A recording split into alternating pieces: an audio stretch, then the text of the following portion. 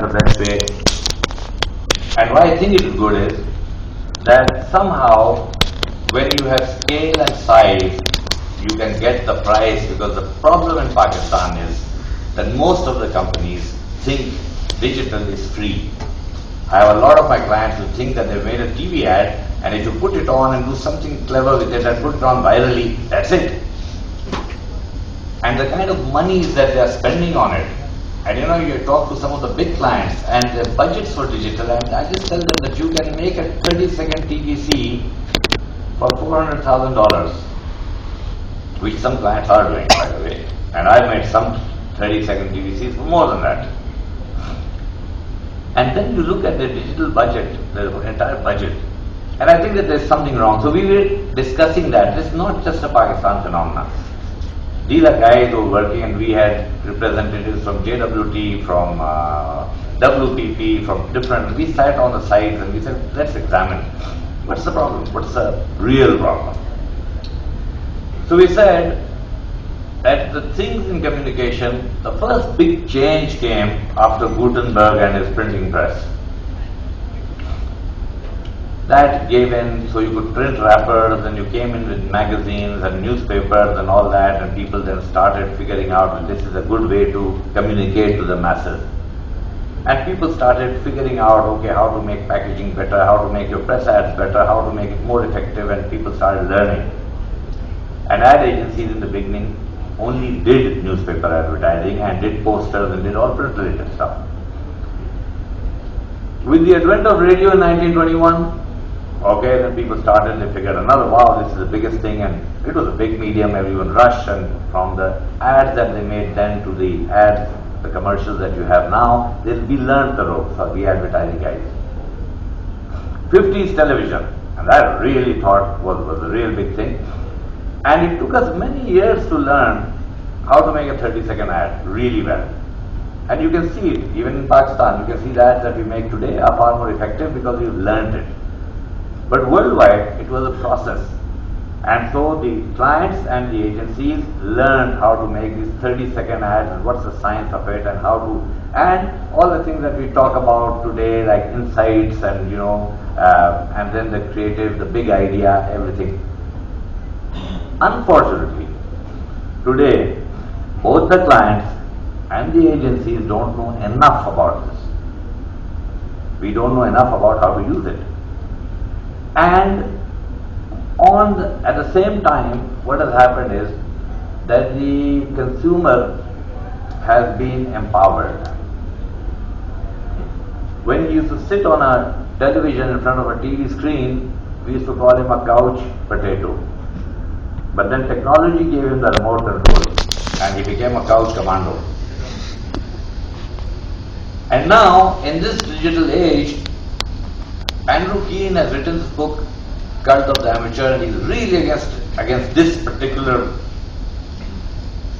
technological explosion, because he says that now people cannot separate fact from fiction. People cannot separate author from writer. WikiLeaks has a lot of information which is not accurate.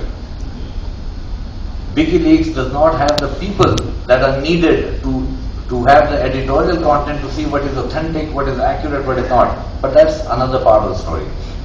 That's the other part. But it also has taken out the narcissist in us, our love for ourselves. The time people are spending on promoting themselves as individuals. Having said that, when we said, but what is the reason? Why is it that we all say digital, we spend millions of dollars, I'm trying to buy some companies, you guys are trying to buy some companies, yet. And then, let me tell you, we came to a very simple conclusion at the end of it. We said, look, this is just a newer medium, that's all it is. The power still lies in the big ideas or the big idea.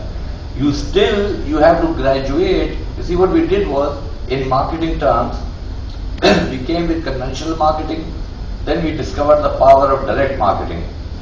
And from direct marketing, when we became sophisticated, we said, oh, we'll go into permission marketing.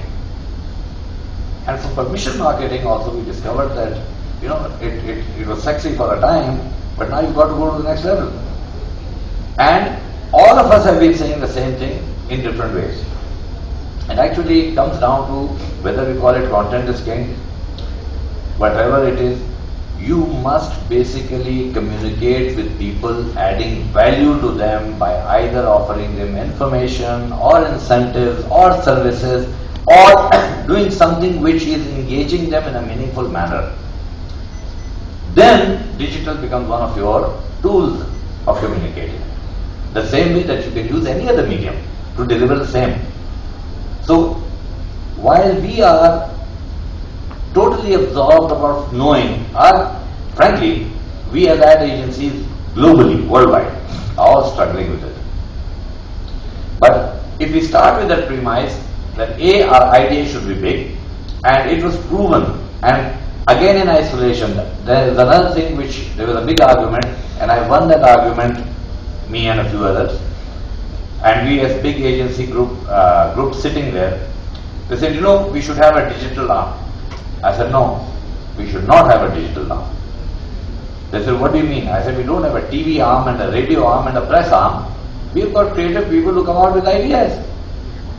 Then we have the knowledge of how to execute this idea on different mediums. All we need to do is to have that knowledge. At the end of the day, as M. Tesal also said, it's all about telling a good story, or having a good content, or adding value. Many years ago, David Ogilvy wrote an ad for Guinness. And he wrote a big press ad, and he informed people about oysters. Oyster is a delicacy and people don't know much about it. And he told people about oysters, the different kind of oysters that are available. And what happened? People read the ad. But they spent that much time on ad, they remembered Guinness. But any other ad, they would have done the same, but they would not have. So if say you come to my Interflow site, and I give you information on different things that you want to know about, like maybe if you're interested in guns or cars or something, all I'm actually doing is engaging you in things that you might be of greater personal interest to you than knowing about me and my 200 or 300 people who work for me. So what happens is that you create that relationship. You are no longer simply doing what we used to tell in the past, telling and selling. You simply told and sold. Today you've got to engage. And then, as I said, today it is all about no longer the big idea. It is the big ideal. And I'll give you examples of companies. The big ideal is when you, as an individual or as a company, decide on one thing. The world would be a better place if, and then you fill in the blanks. Coca-Cola says, and they came out with this thing, the world would be a better place if people view the glass as half full and not half empty. Now just look at this. And the entire communication can now be driven from that. What is it? Optimism, not pessimism. Celebrate life. But it came from that one big ideal. Apple has this idea, the world would be a better place if people were allowed to unleash their potential. Just look at what a great thing it does and how much room it gives for creative people, for the execution.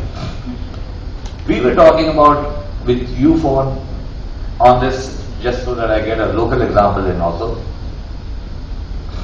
And we said, what are we all about? And we came in and we said, the world would be a better place if we could put a smile on your face.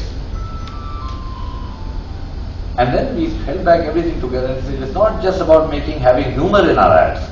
Let's take this whole smile thing on the face. It's not just laughing. It's also making someone comfort. It gives us an entire CRS platform. It gives us a lot of things that we can do, because now we understand that this is the platform we'll work on. So what I basically say, yes, this is a marriage technology in terms of television and radio. we creative people were divorced from technology because we knew this is what, you send this tape and some other people are handling it. In this case, and the reason why I said we should not have a digital agency, this agency should think digital. It is because if my creative people don't know the capabilities, how the hell am I used to? I mean, if I don't know how to operate, I'm sure that people have access to the same BlackBerries, but they don't use it as much. Most of them use it just for SMS and for voice messages.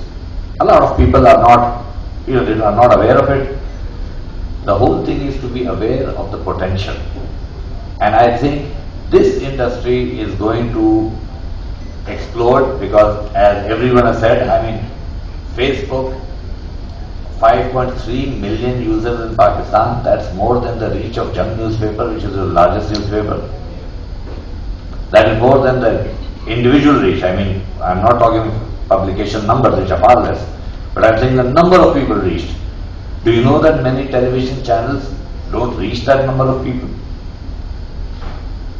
It is huge numbers. But the other dichotomy is that all of us face this dilemma, most of us who are in this business, that while we are trying to sell ideas to people, we hate people intruding on our privacy. In a latest research, it shows that 81% people make sure that they don't receive spams. They do something or the other that they don't receive spams. 40% of the people make sure that they don't receive cookies. They do some application or the other. And now there's a new application called AdBlock, which is free, whereby you can make sure that there are no banners on your website. So that is the other struggle. These numbers alone don't play the game. People are saying, don't intrude on my privacy. No more this thing on this thing, and I just don't want to. I don't want to get your message. So permission marketing was step one to address that issue. But at the end of the day, I think it has to be, you'll only be successful if you are, as a marketeer, you figure out that you are doing marketing with a meaning. If you have that meaning worked out, and then you build that whole thing around it. And someone today was telling me the same story, which was a bit basic, but that says the point. If someone is coming and selling you a ballpoint, he will come, and in the previous model, it was that he will tell you that this nib is so good, this refill is great, this material is great, this pen will write for so many hours. Today the conversation has to begin very simply, like you live in Karachi, it's your Mr. Tahir Khan, you're from let's say from the frontier, is your mother living there, your uncle living there, are you in touch with him, do you call him regularly, have you ever thought of writing a letter, or this Eid, sending an Eid card, and by the way, it is so nice, we'll make sure that this card will reach her, we'll make sure that she also gets this message, etc., etc. And by the way, if you ever think of sending this card, here's a pen, it's a great product, etc., etc., etc. It's a very simplified way of doing it. But you now have to be smarter to make sure that the person finds you of some value, of some relevance, and has some relationship with you, which goes beyond the fact that he thinks that you're just trying to intrude on his time. There he is watching his famous, the favorite play or his favorite cricket match, and there you are hammering him for 20 minutes of ads. He doesn't want to see. So I think the challenge will always remain that A, creativity will be king, and B, marketeers will have to adjust to new realities, and marketeers will have to get out of that entire thing of the progression from talking down to the customer one way to trying to meet the customer halfway through activations, and creating slightly more meaningful relationship by looking into the minds of the consumers, by looking into their aspirations, their beliefs, their thoughts, and come up with ideas which are in conformity with that. Thank you very much.